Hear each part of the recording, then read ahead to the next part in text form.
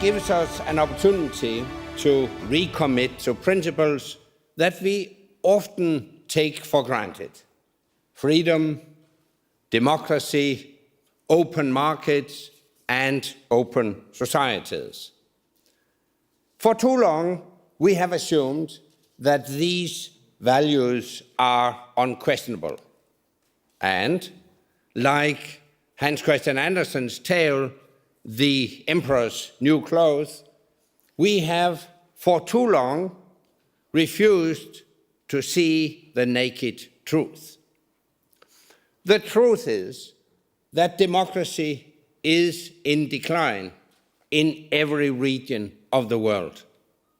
It is ironic that citizens living in democratic societies have never been so free, so empowered, so peaceful, and offered so many opportunities. And yet, many of these same people no longer feel that our democratic systems serve them well. As lovers of freedom and democracy, we must ask what is going wrong and how do we fix this dangerous disconnect. After my introduction this morning, one of the conference's partners, Dahlia Research, will present the first Democracy Perception Index. The results show how democracy faces a crisis of legitimacy, while non-democratic regimes are instilling public confidence in the hearts and minds of their citizens. Meanwhile, autocratic and undemocratic states are successfully weaponizing our free societies. They spread fear and confusion and turn our freedom into a strategic weakness when it should be our strongest asset. Later this morning, we will hear from the 47th Vice President of the United States. But for now, let me quote the first Vice President, John Adams. He said this: "Remember, democracy never lasts long. It soon wastes, exhausts, and murders itself." Today we are here to prove John Adams wrong, to ensure that our freedom and democracies are never allowed to waste. We are here because we want to make democracy great again. But let us not underestimate the scale of that challenge. The foundation of our international rules-based order is under threat from forces within and without. The Transatlantic alliance has been called into question. The multilateral trading system is on the edge, and our elections are at risk of meddling and foul play. It does not have to be this way. We can reverse the decline in the democratic world's preeminence, but it requires an alliance of democratic states to unite in this common endeavor. The sustained economic growth, higher living standards, and relative peace of the last 70 years did not happen by accident.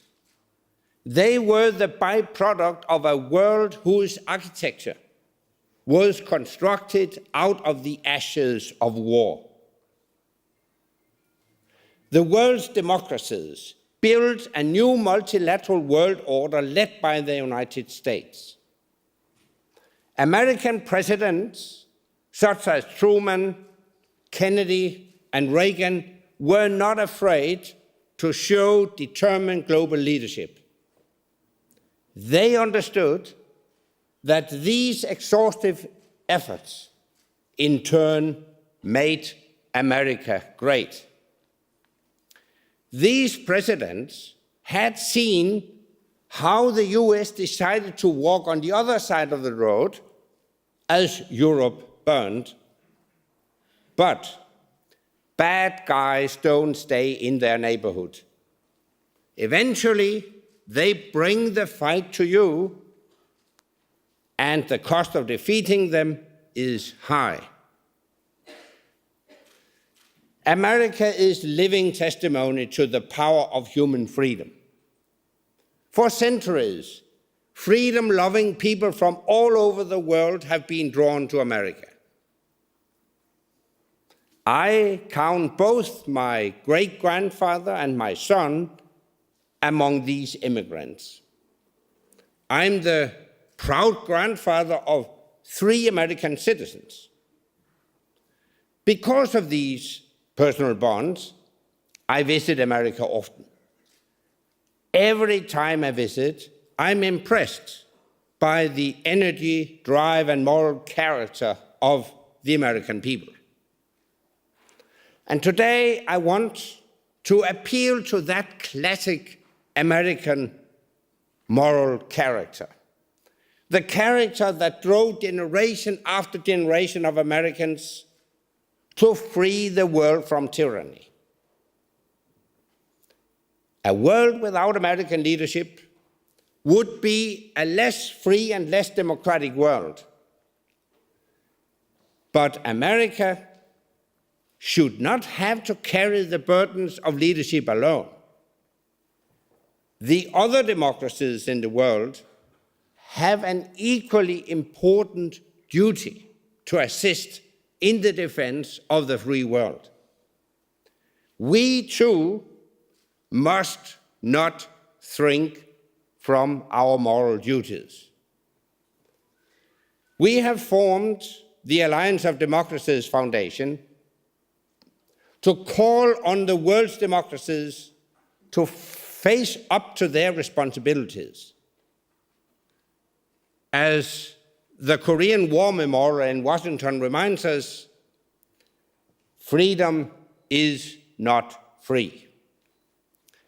We will work to make this project a reality, to build a robust alliance that unites thinkers from politics, business, media, and civil society to discuss the future of trade and democracy. Let us not forget that we are all here today because we believe in democracy and we want to see it succeed. The Alliance of Democracies Foundation will work to support this cause through several projects. We will discuss the role of expeditionary economics to support entrepreneurship and help stabilize post-conflict areas, supporting democracy through economic growth. Our campaign for democracy will seek to build a robust ecosystem and a worldwide intellectual movement for democracy.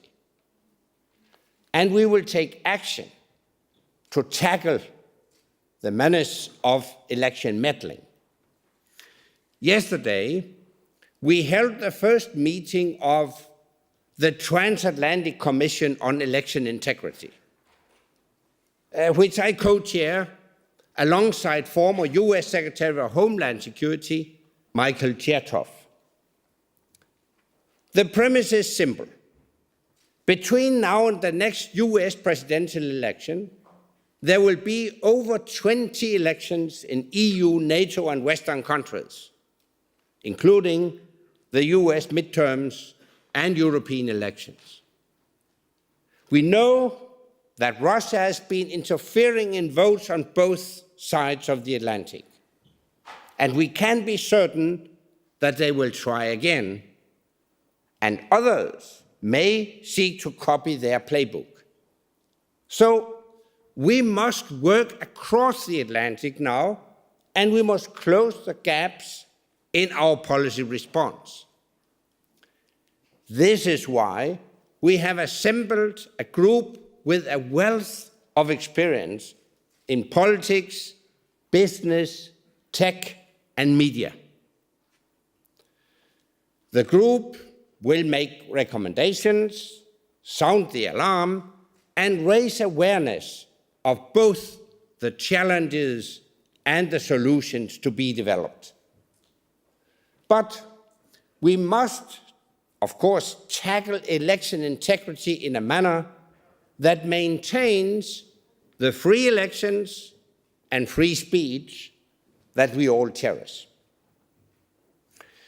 The Transatlantic Commission on Election Integrity will tackle the external threat to our democracy. But only we can tackle the internal threats and stem the decline in support for our democratic institutions. So today, let us discuss how we can reconnect with voters skeptical about how democracy serves them. Let us develop new solutions. Let us renew the foundations of our democracies, and let us build an alliance of democracies that will endure and deliver for its people for many generations to come. Thank you.